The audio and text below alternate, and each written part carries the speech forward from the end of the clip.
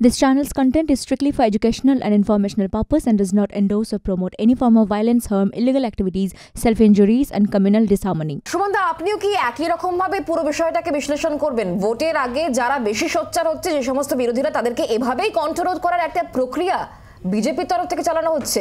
যদিও আজকে যে রায়, কোর্টের রায়, তাতে উচ্ছ্বসিত আমরা জানি যে একেবারে বিরোধী শিবির ইন্ডিয়া অ্যালায়েন্স। শুক্লা, আমি আপনাকে তিনটে জিনিস মনে করাবো। এক নম্বর জিনিস হচ্ছে যে অরবিন্দ কেজরিওয়াল, যা অনেকেই অ্যারেস্ট হয়েছে, তার মধ্যে অরবিন্দ কেজরিওয়াল অ্যারেস্ট হওয়ার পরে আমেরিকা এবং জার্মানি, যাদের সাথে বন্ধুত্বের কথা নরেন্দ্র মোদী খুব জোর দিয়ে বলেন, তাদের বিদেশ মন্ত্রক অফিসিয়ালি বিবৃতি দিয়ে বলেছিল ভারতবর্ষের গণতন্ত্র বা ভারতবর্ষের নির্বাচন কি হচ্ছে তা নিয়ে তারা উদ্বিগ্ন। এই বিবৃতিটার গুরুত্ব এই কারণে ছিল, আমাদের প্রতিবেশী দেশ বাংলাদেশে কীভাবে নির্বাচন হয়েছে আমরা দেখেছি, যে যেখানে সমস্ত বিরোধী নেতাই জেলে, তখন একতরফা নির্বাচন হয়েছে।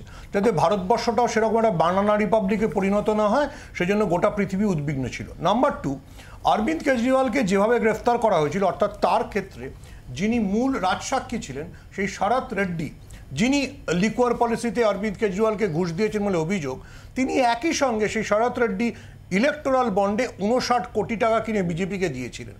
এটা নিয়ে আপ বারবার প্রশ্ন করেছিল, যে অ্যাপ্রুভার বিজেপিকে মানে টাকা দেয়, সে কী করে রাজসাক্ষী হতে পারে।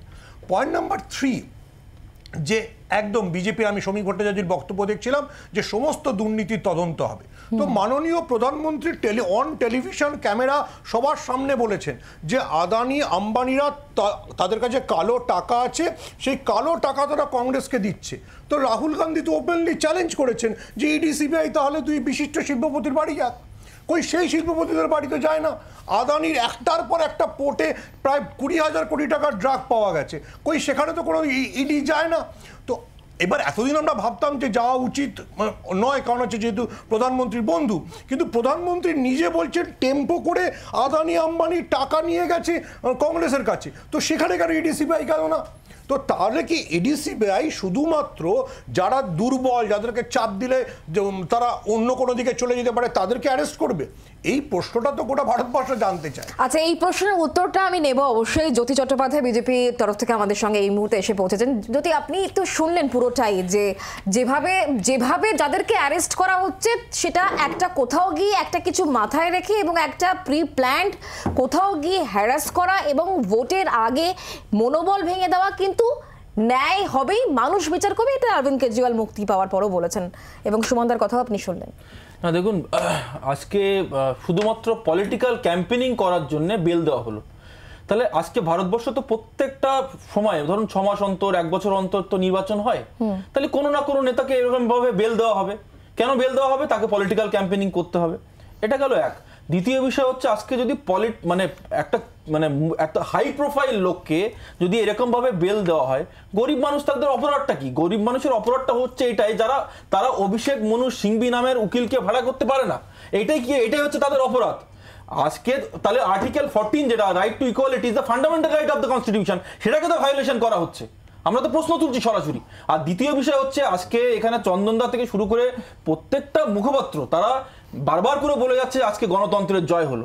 কিন্তু গণতন্ত্রের যেদিন হত্যা হয়েছিল, বলেছিল কখন? যখন অরবিন্দ কেজরিওয়ালকে যখন গ্রেপ্তার করা হয়। তো যেদিন গণতন্ত্র যদি হত্যাই হয়ে যায়, আমি এনাদেরকে প্রশ্ন করতে চাই, তাহলে কি গণতন্ত্র আবার বেঁচে উঠলো? যে গণতন্ত্র মারা গেল, হঠাৎ করে বেঁচে উঠলো? তার মানে যদি সুপ্রিম কোর্ট যদি ফরে রায় দেয়, সেটা হচ্ছে গণতন্ত্রের জয়, আর যখন এগেনস্টে রায় দেয়, সেটা হচ্ছে গণতন্ত্রের হত্যা। এই যে হিপোক্রেসি, এই যে ডাবল স্ট্যান্ডার্ড, এই ডাবল স্ট্যান্ডার্ডের জন্য এই মানুষ এদেরকে প্রত্যাখ্যান করেছে।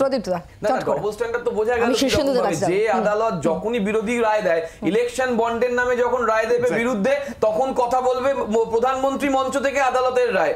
যখন একটা কলেজিয়াম নিয়ে প্রশ্ন তুলবে, সেই কলেজিয়াম প্রশ্ন নিয়ে তখন কিরেন রিজিজু বিরোধী কথা বলবে। এখানে এসে জ্যোতি বিজেপির মুখপাত্র আদালতের রায়ের উপর প্রশ্ন তুলে দেবে, এবং খুব পরিষ্কার ভাবে অভিষেক মনু সিংভির সঙ্গে এবং একটা সাধারণ মানুষের তুলনা করবে। বোঝা যাচ্ছে যে বিজেপি কি ভয়ানক একটা রাজনৈতিক সমস্ত জায়গাটাকে এরা কেন্দ্রীকৃত করার চেষ্টা করছে। আমার নাকি জীবিত হয়ে যায়। শীর্ষেন্দ্রদের কাছে যাবো, দুদিন পরে গিয়ে শীর্ষেন্দ্রদের কাছে যাবো। আজকে সুপ্রিম কোর্ট বলেছে, আমি তো দেখছি এখানে মারা যাওয়ার মধ্যে নাকি জীবিত হয়ে যাচ্ছে।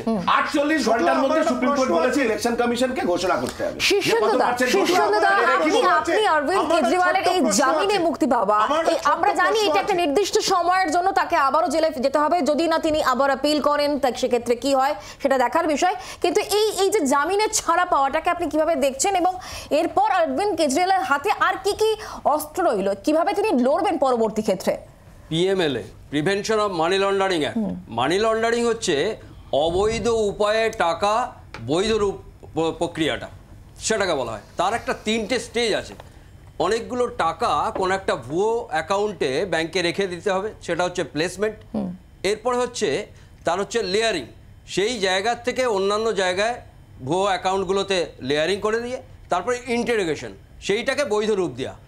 এই পিএমএলের 19 নম্বর ধারা অনুযায়ী আজকে কেজরিওয়াল অ্যারেস্ট হয়েছেন। আজকে 21শে মার্চ অ্যারেস্ট হয়েছেন। 9 বার ইডি তাকে ডেকেছিল, তিনি কিন্তু একবারও হাজিরা দেননি। তিনি লাস্ট বলেছিলেন যে আমি হাজিরা দিতে পারি কিন্তু আমাকে অ্যারেস্ট করা যাবে না, সেটা আদালতে খারিজ হয়েছিল। তারপরে তাকে 21শে মার্চ দেওয়া হয়েছিল। আজকে Supreme Court Justice Sanjiv Khanna এবং জাস্টিস দীপঙ্কর দত্ত ওনাকে ইন্টারিম বেল দিয়েছেন 1 জুন অবধি। তিনি প্রচার করতে পারবেন, কিন্তু মুখ্যমন্ত্রী থাকাকালীন এই প্রথম ভারতবর্ষে কেউ গ্রেপ্তার হয়েছে। কারণ অন্যান্যরা মুখ্যমন্ত্রী যারা গ্রেপ্তার হয়েছে তারা গ্রেপ্তার হওয়ার আগে পদত্যাগ করেছেন।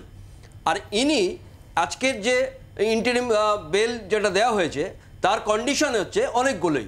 তিনি কোনো এনাদের সঙ্গে কথা বলতে পারবেন না, এই ফাইল খুলতে পারবেন না, এবং তিনি কোনো মুখ্যমন্ত্রিত্ব অনুযায়ী তিনি সই করতে পারবেন না। আর একটা কথা, তিনি এই জায়গা থেকে বলতে হবে যে ইডি বারবার যে ডেকে পাঠায়, সেখানে কেজরিওয়ালকে 9 বার ডেকে না পাঠিয়ে তাকে গ্রেপ্তার করা হলো। এই রাজ্যের আইনমন্ত্রীকে 13 বার ডাকা হয়েছে, তিনি কিন্তু একবারও যাননি। ইডিকে এগুলো ভাবতে হবে, প্রত্যেকটা মানুষের সঙ্গে এক দেখতে হবে। আর এই জায়গাতে আদালত যা ডিসিশন দেয়, সেই আদালতের ডিসিশন সবাইকে মান্য করতে হবে। কারণ আদালতের ওপর আস্থা প্রত্যেক সাধারণ মানুষের আছে, কিন্তু সেটা ভুললে চলবে না যে আদালত যা বলবেন তার বিরোধিতা করবেন। তার বিরোধিতা করার জায়গা আছে। আজকে সুপ্রিম কোর্টে ওনারা গেছেন, হাইকোর্ট থেকে সুপ্রিম কোর্ট গেছেন, উচ্চ ন্যায়ালয়ে গেছেন। সেই জায়গা থেকে তো আপনারা বলতে পারেন না যে আমাদের হলেই কোর্ট ঠিক আর না হলেই কোর্ট বেঠিক, সেগুলো হতে পারে না। আর একটা জিনিস আরেকটাও ভাবতে হবে যে আপনারা এই অন্তর্বর্তী যে জামিন যে দেয়া হলো, সেগুলোর বেল যে দিতে হবে সেটার প্রসেস আছে। সেটা আজকে 2 তারিখে ওনাকে আত্মসমর্পণ করতে হবে সেই জায়গাতে, এবং তিনি প্রচারে অংশগ্রহণ শুধুমাত্র করতে পারবেন, আর কিছুই তিনি করতে পারবেন না। এগুলো প্রত্যেকটা যে কন্ডিশন সেগুলো ওনার মানতে হবে। আর 2 তারিখে আপনারা আত্মসমর্পণ করে আবার কিন্তু জেলে যেতে হবে। তারপরে প্রসেসে তিনি হয়তো বেল পেতে পারেন কি না পেতে পারেন। এটা 3 বছর হচ্ছে সর্বনিম্ন এবং 7 বছর হচ্ছে সর্বোচ্চ সাজা এই জায়গায়। আমি আসবো আবারও আপনার কাছে। আমি একটুখানি অর্ণবের কাছে আবার যাবো। অর্ণব, এই যে বারবার করে একটা বিষয় বলা হচ্ছে যে অরবিন্দ কেজরিওয়াল তিনিও তো একাধিকবার হাজিরা এড়ান, তাকে বারবার করে ডাকা হয়, তদন্তের সহযোগিতার কথা বলা হয়, তিনি বরাবর হাজিরা এড়িয়ে গিয়েছেন। সেটা তাহলে কেন? তিনি যদি পরিষ্কার হন, তিনি যদি কোনো রকম দুর্নীতির সাথে যুক্ত না থাকেন, তাহলে তদন্তের মুখোমুখি হতে আপত্তি কোথায় ছিল তার? এই প্রশ্ন তো বারবার করে করা হয়েছে। দেখুন, আমি প্রথমে আপনাকে একটা জিনিস বলি যে কতবার সমন অরবিন্দ কেজরিওয়ালকে পাঠানো হয়েছে, প্রত্যেকবার কিন্তু অরবিন্দ কেজরিওয়াল ইডিকে চিঠি লিখে জানিয়েছে যে তাকে কি হিসেবে ডাকা হচ্ছে, এবং অন্যান্য প্রশ্নও করেছে। ইডি তার একটারও জবাব দেয়নি। কেন দেয়নি? এটাকে কি হাজিরা এড়িয়ে যাওয়া বলে? আপনি আমাকে ডাকলেন, আমি আপনাকে কিছু জানালাম না, গেলাম না, সেটাকে বোধহয় এড়িয়ে যাওয়া বলে। আমি জানি না যে যারা এটা বলছেন যে এড়িয়ে গেছে, তারা এটা সম্পর্কে কতটা ওয়াকিবহল এবং কতটা খোঁজ খবর নিয়ে আজকে শোতে এসছে। দ্বিতীয় জিনিস, আমি আরেকজনের নাম বলতে চাই, প্রাক্তন আমাদের কেন্দ্রীয় মন্ত্রী ছিলেন দিলীপ রায় মহাশয়। উনি যখন আজকে প্রমাণিত ঘোটালায় জেল খাটছেন, 3 বছরে তার সাজা হয়ে গেছে, আজকে তাকে লোকসভা নির্বাচনের জন্য বাইরে যখন আসতে দেওয়া হচ্ছে, তখন বিজেপি বা ইডি বা সিবিআই তার কিন্তু কোনো রকম তাকে চ্যালেঞ্জ করছে না। তাহলে এইটা কি ডাবল স্ট্যান্ডার্ড নয়? এইটা হচ্ছে আমার প্রশ্ন বিজেপির প্রবক্তা মহাশয়ের কাছে, যে তখন যখন দিলীপ বাবুকে আপনারা করছেন, ছাড় দিচ্ছেন, যিনি কিন্তু অভিযোগ তার বিরুদ্ধে নেই, প্রমাণিত চোর, উনি চুরি করেছেন, উনি স্ক্যামে ওনার নাম জড়িয়েছে, 3 বছরের জন্য তার সাজা হয়েছে। 1 মাস আগে যখন সে বলছে আমি লোকসভা নির্বাচনে লড়তে চাই, আমাকে বাইরে পাঠানো হোক, তার বিরোধিতা ইডি করে না, তার বিরুদ্ধে সিবিআই করে না, তার বিরোধিতা বিজেপি করে না, কারণ ওই ভদ্রলোক বিজেপিতে আছেন। আচ্ছা, ছোট্ট করে রিঅ্যাকশন নিয়ে যদি আপনি কি বলবেন, ইডি বা সিবিআই এর এক একজনের ক্ষেত্রে কি এক এক রকমের ট্রিটমেন্ট? না, সেটা তো কোর্ট বলে দিচ্ছে, কোর্টই তো বলেছে এই লিকা স্ক্যামে আপনার প্রাইম অফিস এস্টাবলিশড। এটা বিজেপির মুখপাত্র বলছে না যে চুরি হয়েছে, দুর্নীতি হয়েছে, এটা এস্টাবলিশড। এই যে আপনার এই যে চরম ঘোটালাটা, এটা তো এস্টাবলিশড বলছে সুপ্রিম কোর্ট। এখানে বিজেপির সাথে কি সম্পর্ক? সুপ্রিম কোর্টের নির্দেশে চোরগুলো জেলে যাচ্ছে আর বলছে বিজেপির দোষ। এই যে হিপোক্রেসি, হিপোক্রেসির অজিত পাওয়ার প্রধানমন্ত্রী বলে এলেন চাকরি পিসিং, চাকরি পিসিং। উনি এখন ক্ষীর খাইং কি করে বলে? তদন্ত চলছে, তারা তদন্ত চলছে। বাংলার আওয়াজ, বাঙালির আবেগ, জি 24 ঘন্টা।